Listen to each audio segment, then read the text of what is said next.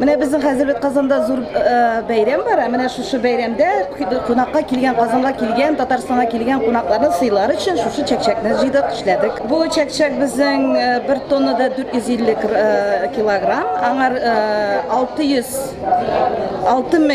штук, 6000 йомырка китте. Ничә кило? 400 кило бал, 600 кило un. Менә буларның барысында сез эшләгән цех тәэмин иттеме? Спонсорлар булдымы? Моны безнең үзебезнең цех полностью эшләде, үзебездә эшләүче эшчеләребез, кызларыбыз эшләде. Моны без бер атна эшләдек. Зур бәйрәм бүген, менә монда шул бәйрәмдә кешеләргә таратабыз. Кешеләрне сыйлыйбыз.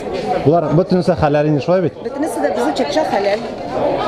Наша авторская подпись.